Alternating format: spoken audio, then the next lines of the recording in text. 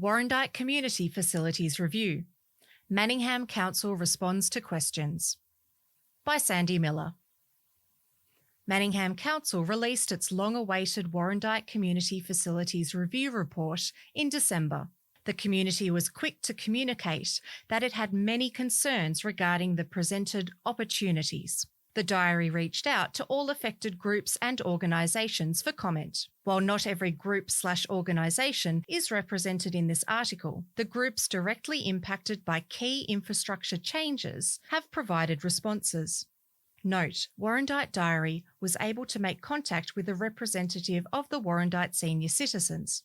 However, at the time, the group was unaware the review had been released and was not prepared to comment. The initial consultation. In July 2024, more than 18 months ago, Manningham Council announced that it was going to commence consultation with community groups in Warrandyte for a community facilities review. The then Mayor, Carly Lang, said the council was looking for future improvements to community facilities that will better support local services and connectivity for residents. The then Mayor said consultation on Council's Community Infrastructure Plan 2023 to 2040 highlighted the need for a holistic review of the provision of community facilities in Warrandyte.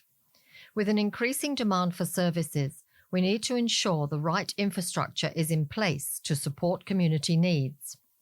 The review will help guide future investment into community facilities in Warrandyte, she said.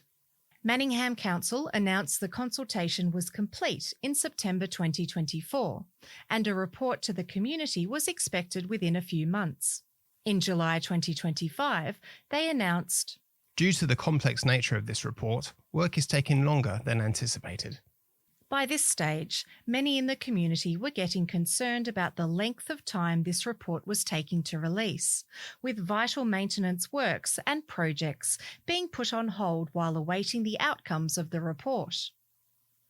A source at the community bank told the diary that they had tens of thousands of dollars in grant funding unable to be used because projects were awaiting the findings of the council's review.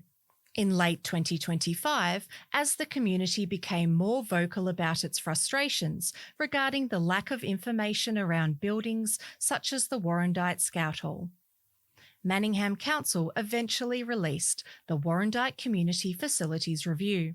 The draft document was released on December 8, with an initial community consultation period of 10 days.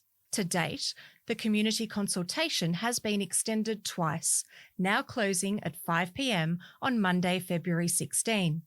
There is no timeline in the report, and Council are adamant that this is only the first step in the conversation. Initial response.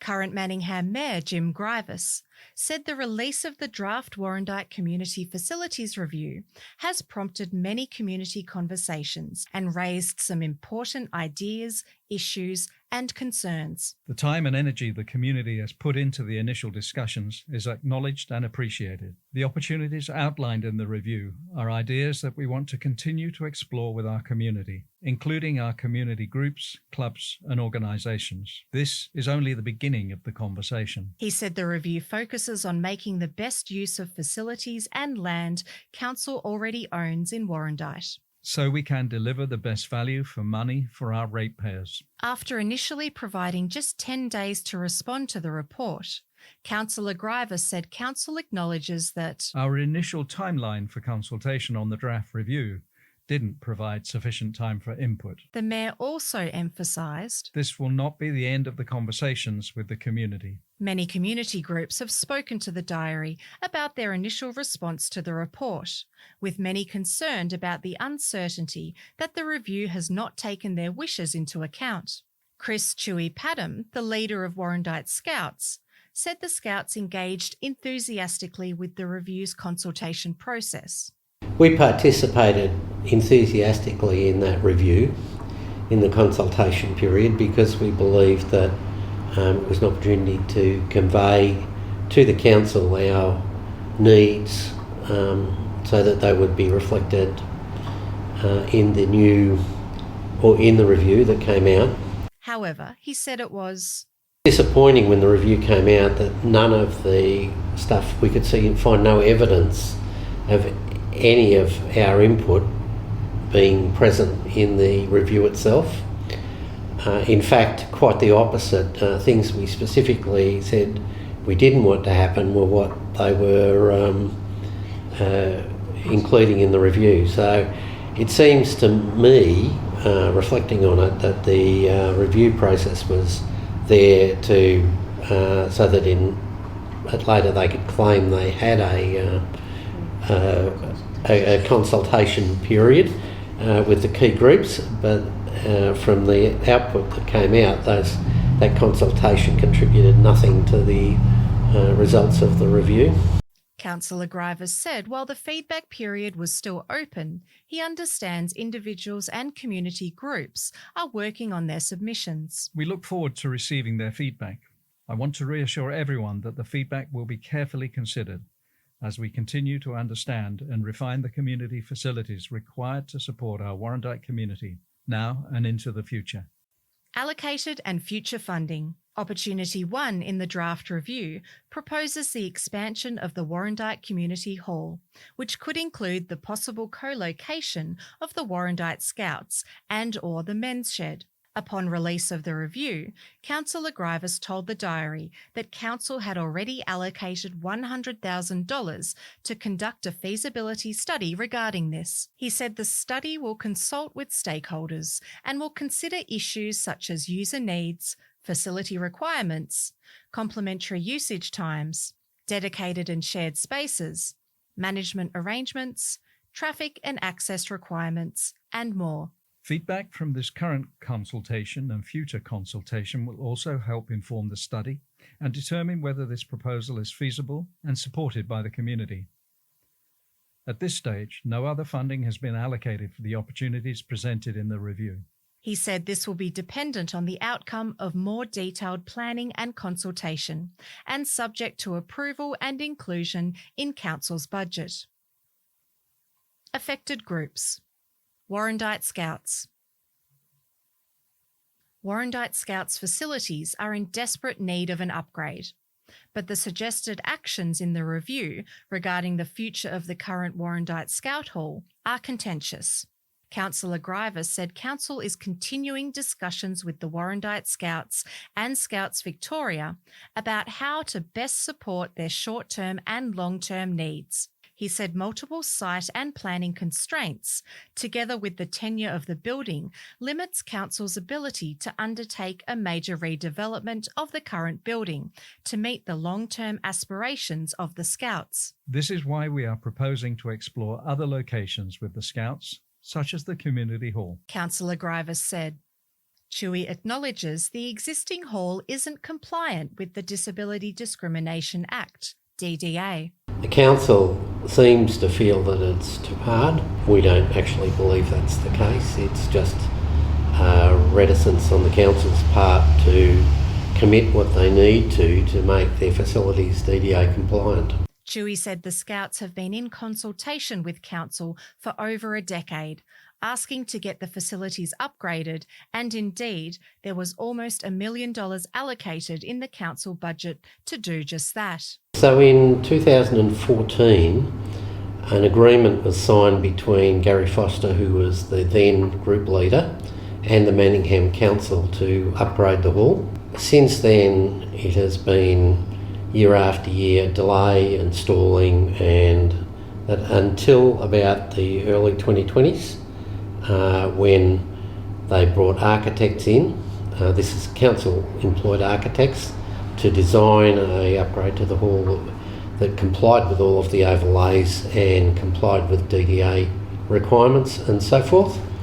And they were all submitted to Scouts Victoria, who signed them off, as we did ourselves. It was a modest upgrade. We would have preferred the hall to be enlarged, but that couldn't happen apparently because of the overlays, so we were making do with what we had, but with better facilities and DDA compliance. So that had all been budgeted for, and there was money in the budget for it, and then each year the council would say, it's pushed forward to the next year's budget until 2025, when all of a sudden it disappeared from the budget and there was no money allocated to the Scout Hall. It was like $1 million, I think. There was initially $370,000, which was budgeted for 25, and then a further $600,000 budgeted for 2026. So 970 all up. Also, our understanding that over about $100,000 was spent on the architectural planning and drawings that were done in the early 2000s. So that money, we believe, has already been spent on upgrading our hall. The review outlined Council's preference is for the Scouts to move to either the Warrandyte Hall in Taroona Avenue or the South Warrandyte Hall.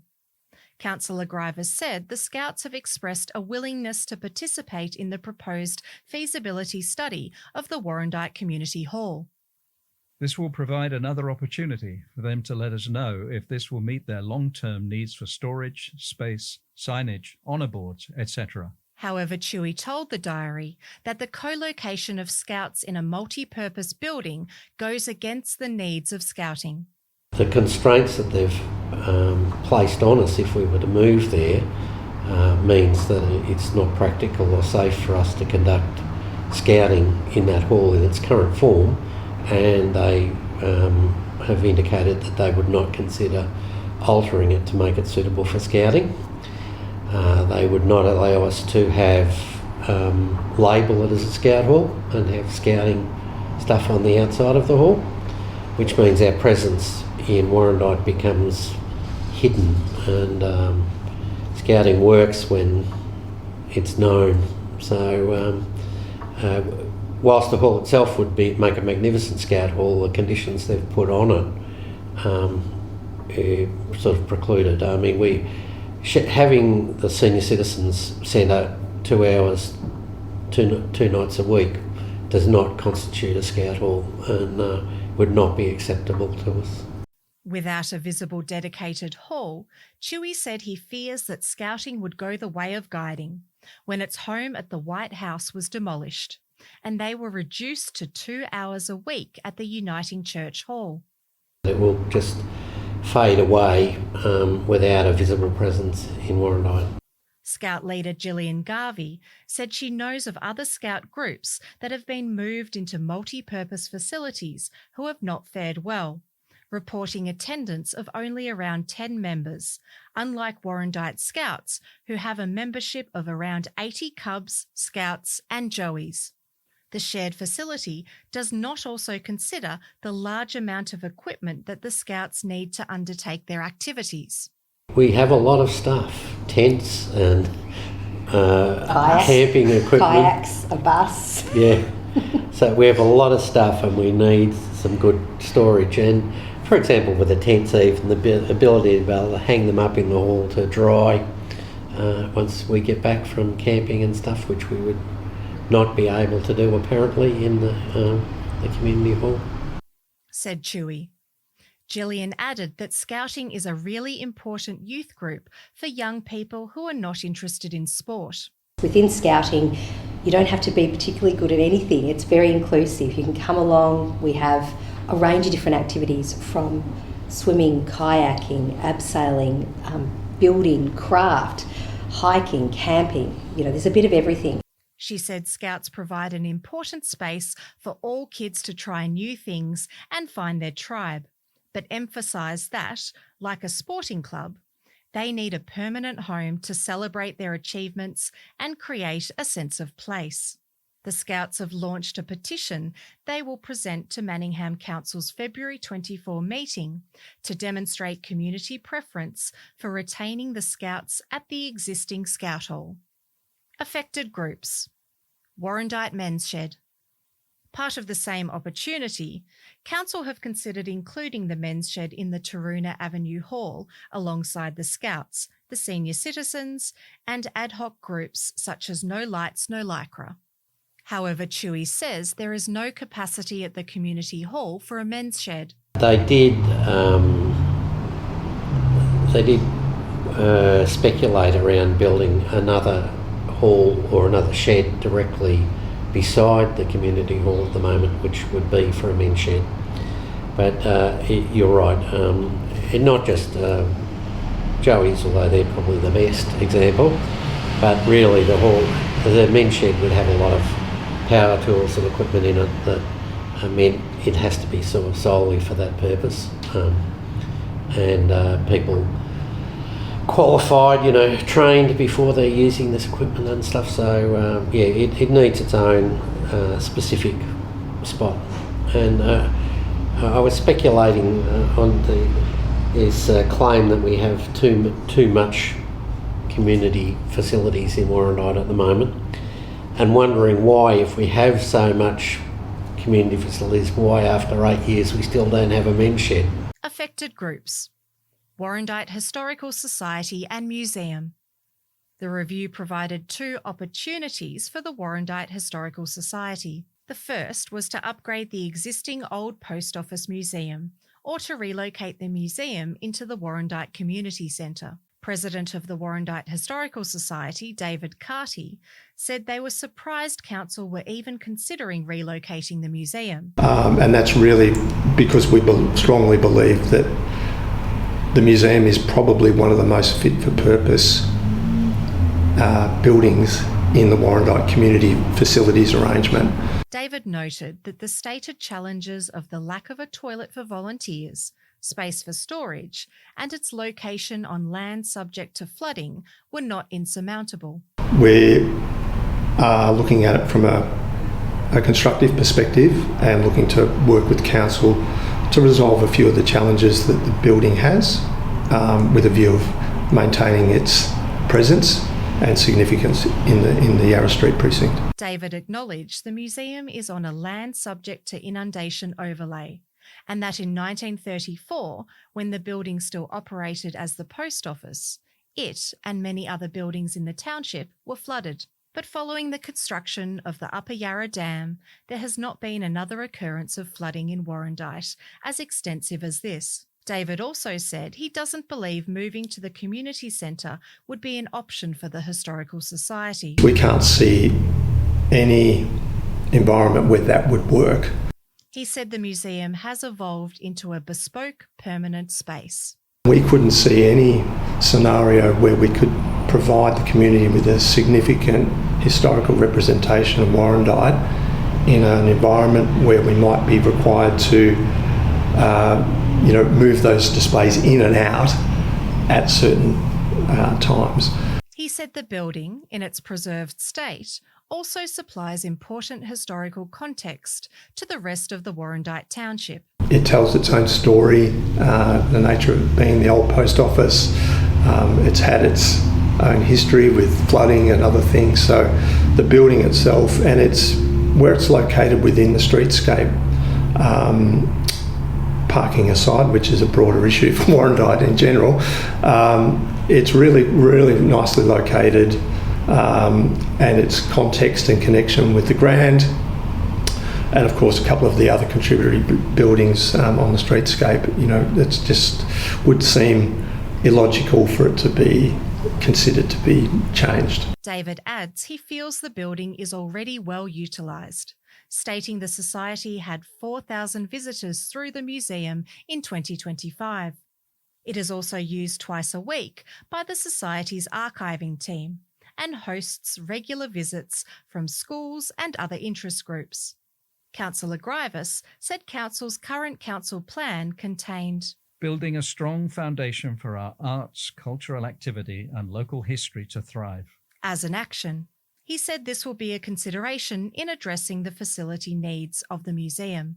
Councillor Grivis said Council is hearing the community's preference for the museum to remain in the current historic old post office building, and that this is an important part of the township's heritage. We will continue our discussions with the Warrandyte Historical Society as we work to address their facility needs. affected groups: Warrandyte Childcare and Preschool and Warrandyte Kindergarten. Manningham Council is endeavouring to secure state government funding to relocate Warrandyte Kindergarten onto the grounds of one of Warrandyte's 2 primary schools. The review notes that this is an opportunity to move the Warrandyte Childcare and Preschool out of its ageing Masonic Avenue building and into a redeveloped building on the site of the kindergarten.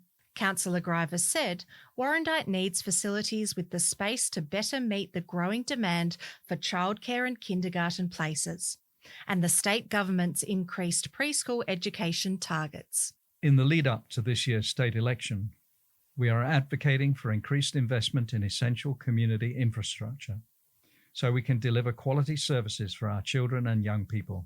This includes advocating to the state government to support the co-location of early years facilities on school sites. However, these options will require further discussions with local services as well as the relevant state government departments. We look forward to broader community feedback on these opportunities. Max Hooper from the Warrandyte Childcare and Preschool Co-op said the group welcomed the findings of the review. However, their preference would be to move onto a school site, as they do not believe the Taroona Avenue site would be large enough to accommodate their programs. Oh, look, I think we'd feel pretty disappointed at that outcome. So that's where then we're hoping to work with the council to sort of make these points. We have actually sat down with the council, not for this process, for another review they're doing. I think it's the KISP review, which specifically looks at childcare, and I think we've made our view clear in that. Max said they have regular meetings about how much effort they put into maintaining the existing site, given they are likely to move to a new site in the future. We have regular sort of discussions among our committee about how much, to invest in our current facility and how much, time and money we've spent in upgrading it, because there's obviously, an effort to keep it up to, a working standard that's compliant with all the regulations and everything. I guess we're trying to balance that against the prospect of us potentially moving in a sort of unspecified times. We just wanted to emphasise we want to work with the council cooperatively and sort of be able to go navigate the complexities of potentially moving to a school, and we're pretty excited by the prospect of some of the state government subsidies, like the building blocks program, which I think the council mentions. Mm-hmm. It looks like it presents a real opportunity to invest in the childcare infrastructure and the kinder infrastructure. Yeah, and that's probably the only thing. That's the main thing I'd add as well, is that it just seems to be in step with a lot of federal and state government policies. Who doesn't love just the efficiency of just all the kids being in one place, and you can, do the school pickup, the kinder pickup, and the after hours. Yeah. The diary has reached out to the Warrandyte Kinder. At the time of writing, the Kinder has not provided a response to the review. Affected groups: Coleman Park and Warrandyte Tennis Club. Council said it has had discussions with Coleman Park users, including the Warrandyte Tennis Club, to better understand the needs of sporting groups, facility constraints, and usage levels. Further facility improvements at the reserve will be considered on an individual basis and will involve further consultation with local clubs and the community. In the interim, we are continuing to invest in facilities at Coleman Park, such as new covered cricket nets, which are planned to be installed this year, said Councillor Grivis. The review also notes that the South Warrandyte tennis courts had serious constraints, with 2 of the courts decommissioned due to poor condition, and the remaining 2 not being DDA compliant. What is not reflected in the review is that Warrandyte Tennis Club secured a $28,000 grant from Community Bank Warrandyte to restore the courts back to adult size and a playable condition, transport, access and parking. The review outlines potential options to, where appropriate, co-locate groups and activities that operate at different times of day. Councillor Griver said this would minimise the impact on parking. However, further planning is required to investigate traffic management implications for each project/opportunity.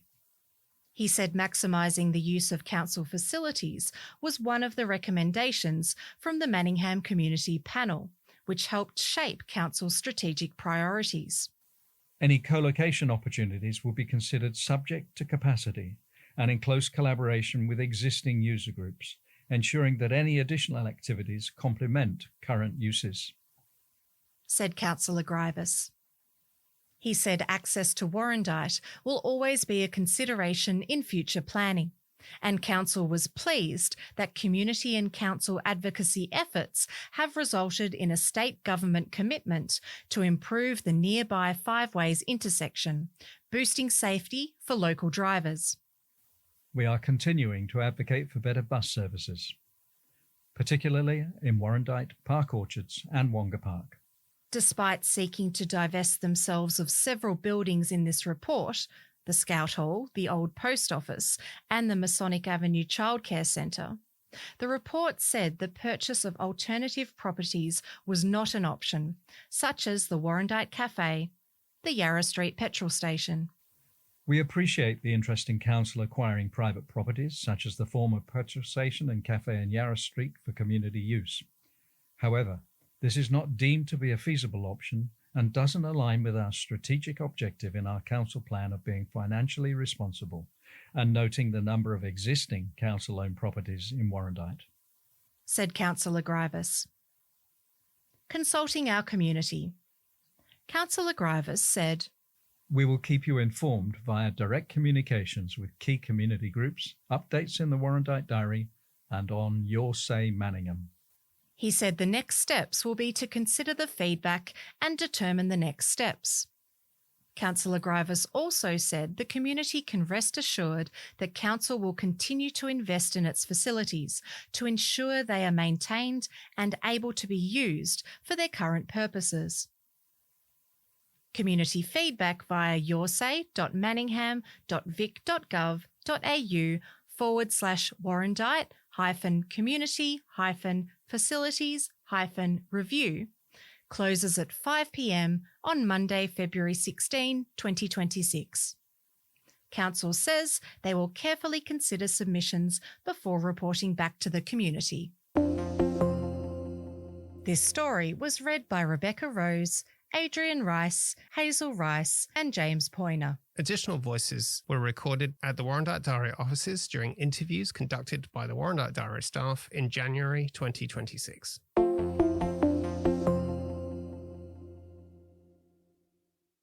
Statement by the group of Warrandyte community organisations affected by Manningham Council's recent community facilities review. Your say. Dear Diary, late last year, Manningham Council released a draft report on the review of community facilities in Warrandyte. The review contained recommendations mostly involving moving community organisations who currently occupy council-owned buildings and co-locating them with others elsewhere. Initially, only 10 days immediately before Christmas was allowed for responses from the community. Under pressure from Warrandyte community, this was later extended into February. In general, the organisations affected are very unhappy with the manner in which the review was conducted and the recommendations made in the draft report. The report also lacked a subsequent process of how the council would work with the community moving forward. A broad cross-section of Warrandyte's civic, cultural, sporting and service organisations all met in January and expressed their support for a coordinated community response. All organisations are now preparing their separate responses and have also worked together on a consolidated letter that has been sent to Andrew Day, the CEO of Manningham City Council, by Olive Orman, President of the Rotary Club of Warrandyte Donvale, on our behalf.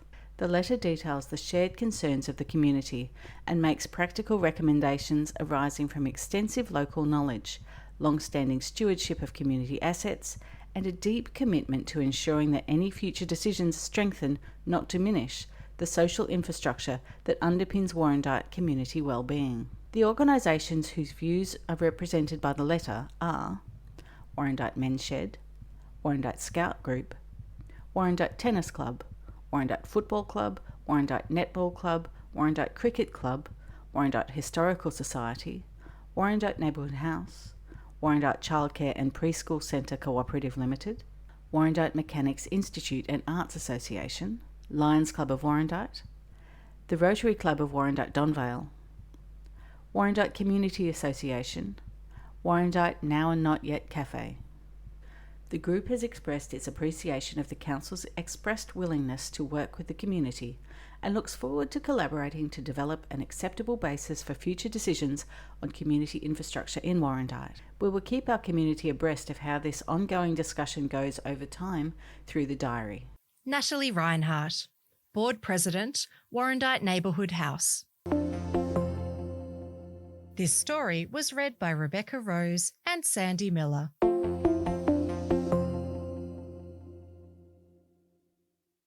Warrandyte Scouts Save Our Hall petition to Manningham Council by Gillian Garvey and Chewy Chris Padham, Warrandyte Scouts group leaders. Manningham Council's Warrandyte Community Facilities review contained no mention of the future of the Warrandyte Scout Hall, from which one could presume they see no future for our historic Scout Hall. We strongly reject that and believe that the Warrandyte Scout Hall is a valuable community asset, of which there are very few. In an effort to save this part of Warrandyte history and culture, Warrandyte Scouts has started a petition to help save the historic Warrandyte Scout Hall. The Warrandyte Scout Hall has been home to the Warrandyte Scouts since it opened in 1957. The hall was funded and built by the local community and is an integral part of our township and its heritage. The Council's Warrandyte Community Facilities Review proposes no dedicated home for Warrandyte Scouts and is only offering limited use of a shared community facility, which will not suit the Scouting program. There are also other community groups that use the hall, including the Warrandyte Men's Shed and Aikido, as well as being available to rent for private functions. Warrandyte Scouts is asking Council to support the Warrandyte Scout Hall, ensuring that it survives into the future, not just for Warrandyte Scouts, but as a valuable asset for the broader community. Warrandyte Scouts will present a petition at the next Manningham Council meeting on Tuesday, February 24, 2026. Currently, it has more than 1,000 signatures, but more are needed. Hard copies of the petition can be found at local businesses: IGA, George's Milk Bar, Cocoa Moon, Now and Not Yet. The petition can also be signed electronically via sites.google.com/view/Warrandyte-Scouts. Warrandyte Scouts thank the Warrandyte community for the enormous amount of support that they have received. It is heartwarming to belong to such a generous and sharing community. This story was read by Rebecca Rose.